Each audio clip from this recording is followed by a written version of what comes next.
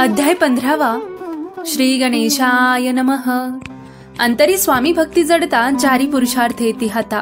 पाप ताप दैन्य वाढता तेथे काही नवरेची. सर्व कामना पुरवण अंती दाविती सुरभुवन.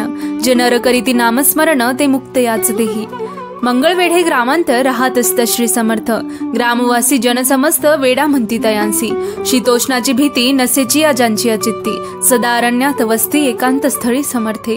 परमेश्वर रूप येती ऐसे जनच्या वाटे चित्ती. ते करिता स्वामी भक्ती जन हासती तयांते. त्यावेळी मंगळवेढ्यांत बसप्पा तेली राहत. दारिद्र्य पिढीला बहुत दिनस्थिती तयाची. तो एके दिनी फिरत फिरत सहज वनामाजी जात.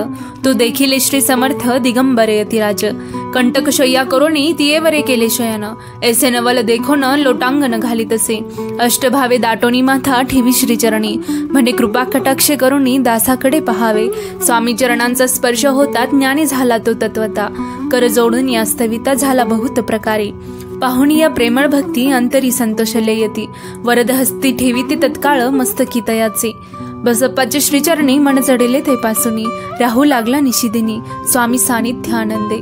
मग बसप्पाची कांता एकूणी आईशी वार्ता. करीतसे अकांता म्हणे घर बुडाले. बसप्पा येता ग्रहासी दृष्टोत्तर बोले त्यासी. म्हणे सोडिले संसारासी वेड काय लागले.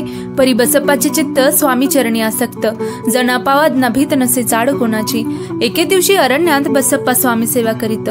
तव झाली असे रात घोर तम दाटले. चित्त जडले श्रीचरणी भीती नसे काही मनी. 2 प्रहर होता रजनी समर्थ उठून चालले. पुढे जाता समर्थ बसप्पा मागे चालत.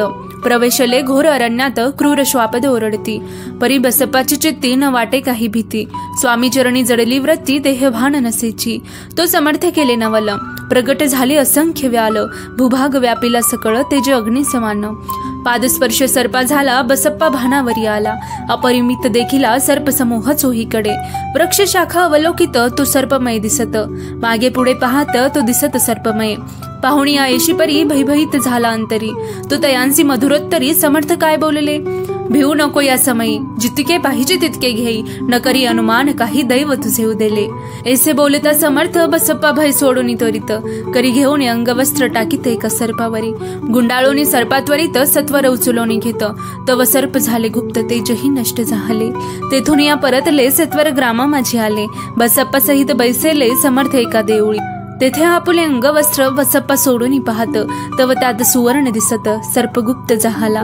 ऐसे नवल देखुनी चकित झाला अंतकरणी. माथा ठेवी स्वामी चरणी प्रेमाश्रू नयनी वाहती.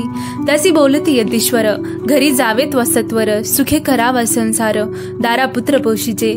असो तो बसप्पा भक्त संसार सुख उपभोगित. रात्रंदिन श्री स्वामी समर्थ मंत्र जपयत तांदरे. इति श्री स्वामी चरित्र सारामृत नाना प्राकृत कथा समंत. सदा भाविक परिसोत पंचदशोध्याय गोडहा. श्री स्वामी चरणार्पण नमस्तु. श्रीरस्तु शुभम भवतु. श्री स्वामी समर्थ.